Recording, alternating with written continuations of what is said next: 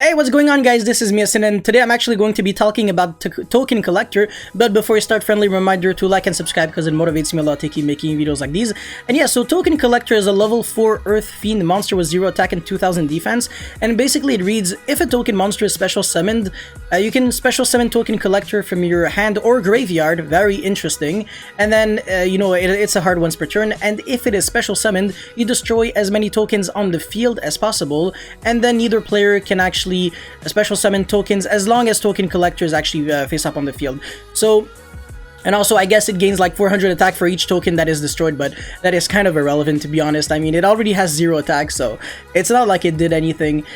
That is a really cool effect to have on a card because there are so many ways to like kind of not necessarily deck build around it, because it's kind of like more of a side deck card, but it can actually just be very impactful against a bunch of decks. So just think about it. All of the token generating cards in the game, for example, like Linkross, Auradon, Black Garden, what else? I mean, I guess the Brandish spell, what's the name again? Oh yeah, Hornet Drones.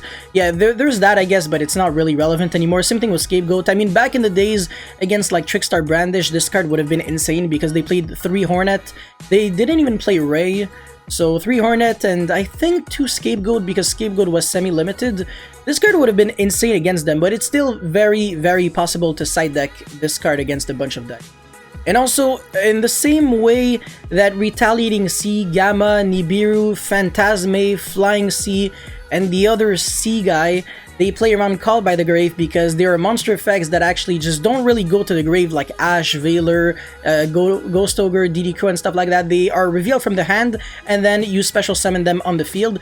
So just dodging Call by the Grave is already something very cool because it adds a lot of quality to your hand trap. It's not necessarily a card that I might just trade with your opponent. It's a card that kind of has like a guaranteed of resolving, which is another huge benefit to certain cards in Yu-Gi-Oh! And it just definitely warrants like just playing some cards over others because of very small details like that. For example, Infinite against Veiler, they kind of have the same effect, but in a way not really, because Infinite can be drawn for turn and it's a trap card, so it plays around Appaloosa and Call by the Grave, whereas Veiler, it's cool because you don't necessarily have to control like no cards if you want to use it from the hand, but apart from that it's only during the main phase, which is kind of bad. It's a dead draw if you draw it for turn. So Token Collector kind of has, like said, his ups and downs, just like these two cards do have. But yeah, the decks that actually special summon token monsters, out of the, like, on the top of my head, I can think of Eldritch Synchron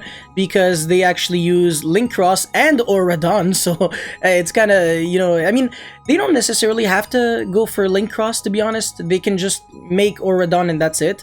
But they would like seriously lose if lose out on like everything if they summon their 3 tokens and you destroy all of them, because they would have O-Line token alongside 3, I think 3 or 2 of the Auradon tokens, and then they would have the Deskbot 1.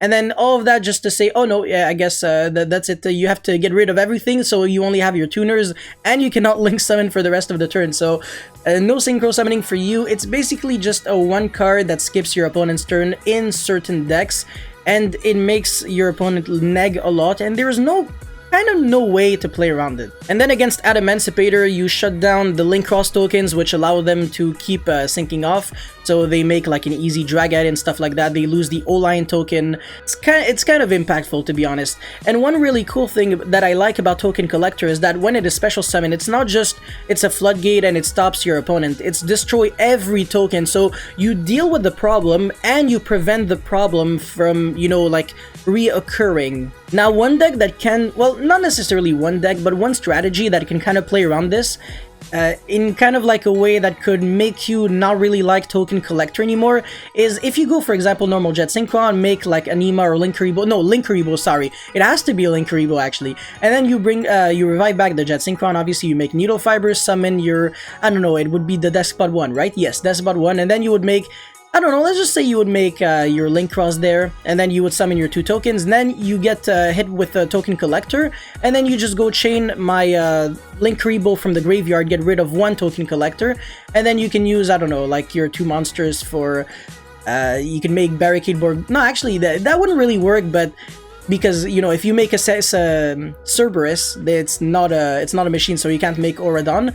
But you can still make Anaconda and then make Dragoon. So yeah, just in case the Needle Fiber actually gets ashed, you would actually still be able to play through an Ash and the Token Collector just with one single Jet Synchron, which is actually kind of neggy. I feel like the moment where you have to start playing like multiple hand shops just to deal with a one-card combo that your opponent is playing, you know there's a problem, because yes, in case you were wondering, Jet Synchron is a one-card combo that can play through hand shops.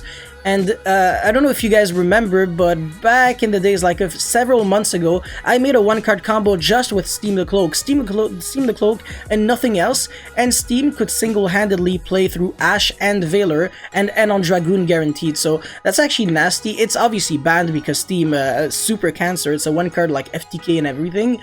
But yeah, imagine, man. Oof. But yeah, another thing about Token Collector is that since you can special summon back from the graveyard, if you're playing against a deck like, I don't know, Infernoble Knight, which is another one of those decks that can definitely lose to this, because they do make Link Cross, so they can make Martial Metal Marcher, blah blah blah, and then make Synchros. So they would go like Neospace Connector, I think, and then summon the Dolphin, and then Dolphin look at your hand, and obviously Token Collector has very low attack, so it's the card that you're going to remove, and they might just not really think about the graveyard effect, so they might just be like, oh no, this card destroys me, let's just remove it, then you take 500, instead of just, you know, taking the 500 for themselves, because Dolphin doesn't necessarily have to, like, take away a card, I think. It's if you want to, but yeah, it's kind of like nasty because they still lose to it while it's in the graveyard.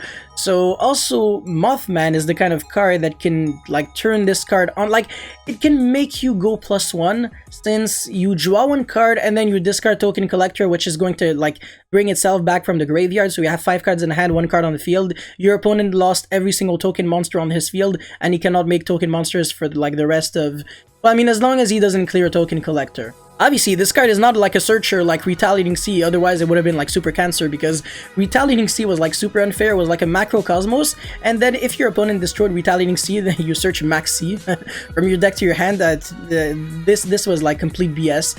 Or I guess you like right now you could search like Flying Sea, and the other sea I think is better, but at the same time, Link summoning mechanics made it not really good anymore, to be honest. But yeah, Token Collector is definitely a really good card. Obviously, I wouldn't see it in the like being played in the main deck because it's too situational. And even if you're playing against a Link like centric deck, I don't really see the benefit of just kind of gambling, because single-handedly as just one hand shop, I don't think it does enough.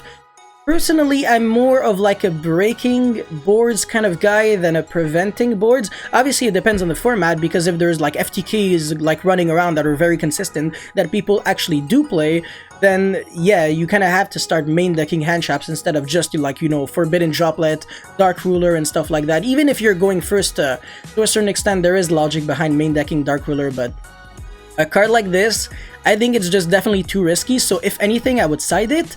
But then, if you're side decking it, are you side decking it when you're going first and second, or when you're only going second? And in this case, would like Sphere Mode be better, or you know, it's that you have to like take into consideration a lot of things when you're putting cards like these into your side deck, because I'm pretty sure if people are aware of this card, they will also know how to play around it. Like I said, the Link Kuriboh effect from the grave makes it so it's almost just a joke.